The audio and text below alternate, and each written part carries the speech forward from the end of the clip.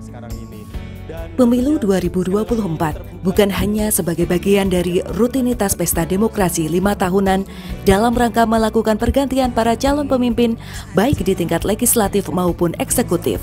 Namun, lebih dari itu, pemilu yang dilaksanakan pada tahun depan ini diharapkan akan terpilih pemimpin dan wakil rakyat yang berpihak pada masyarakat lemah, menguatnya pemilih muda yang cerdas, anti politik uang, dan menguatkan diskursus politik di era demokrasi. Hal itu mengemuka dalam diskusi pojok Bulak Sumur yang bertajuk Pemilu 2024 antara penegakan hukum dan keberpihakan ekonomi, Jumat 26 Mei di Selasar Timur, Gedung Pusat UGM. Diskusi yang diselenggarakan oleh Humas dan Protokol UGM ini menghadirkan 3 orang narasumber, yakni Sosiolog Politik UGM, Dr. Ari Sujito, Ketua Pusat Kajian Demokrasi Konstitusi dan HAM FH UGM, Dr. Yance Arizona, dan Ekonom FEB UGM, Dr. Dumairi. Sosiolog UGM Ari Sujito mengatakan penyelenggaraan pemilu 2024 seharusnya bisa lebih baik dibandingkan pemilu sebelumnya. Sebab idealnya setiap penyelenggaraan pemilu memiliki terobosan baru seperti menguatkan diskusi dan kontestasi politik, adu gagasan bukan sebaliknya, munculnya politik uang, depolitisasi, oligarki politik, dan politik identitas. Itu sebenarnya dimaksudkan untuk memberi ruang agar masyarakat sipil itu merasa memiliki pemilu. Maka di awal saya katakan kalau misalnya cara pandang ini nggak berubah, pemilih ini hanya merasa adalah bagian dari peserta, bagian dari orang yang harus dilibatkan semata, tapi dia tidak memiliki power untuk menentukan, alih-alih juga dituduh seringkali dianggap pragmatis dan sebagainya, maka ikatan pemilih pada pemilu itu makin lemah. Kalau ikatan pemilih pada makin lemah, maka pelanggaran itu merasa tidak menjadi bagian, dirinya harus mengontrol. Maka Anda bisa cek gak? Politisi itu pusing gara-gara apa? Bayar untuk saksi ahli, saksi di TPS itu loh. Itu per orang berapa? Nah jumlah itu adalah berkaitan dengan duit. Nah pertanyaannya adalah, caleg harus membiayai itu, lalu apa fungsi partai? Kalau sudah seperti itu, lalu pemilih itu merasa suara kau udah tak conteng atau tak coblos itu, nanti dihitung larinya kemana, nggak peduli pemilih. Itu artinya apa? Tidak ada ikatan pemilih itu pada pemilu gara-gara pemilu diteknokratisasi.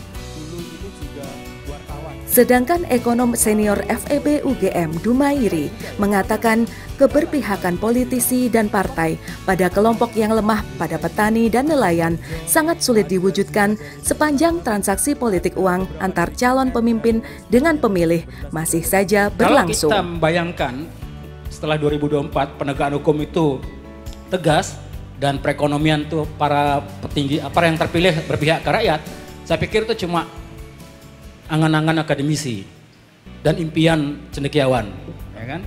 Prakteknya nggak akan seperti itu nanti. Ya. Prakteknya siapa yang menang? Nah, kita bisa bayangkan, kalau akhirnya yang menang adalah orang-orang yang bela kaum tani, meranalah konstituen saya nelayan, meranalah beberapa teman saya yang temannya minoritas di legislasi, yang dia yakin membela buruh migran misalnya. Meranalah teman-teman saya yang lain yang akan bela kaum katakanlah buruh pabrik. Karena yang menang yang bela kaum tani.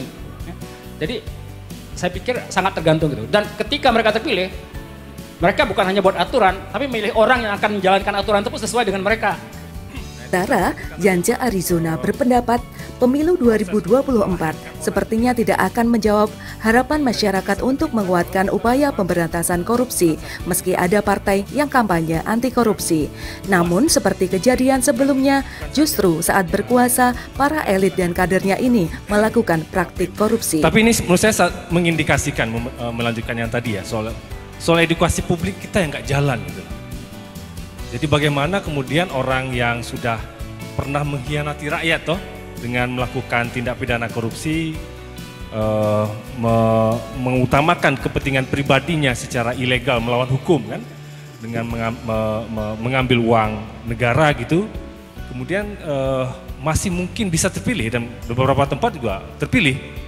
Dan ini juga mengarahkan kepada situasi di mana bisa jadi masyarakat sudah semakin permisif dengan korupsi gitu ya.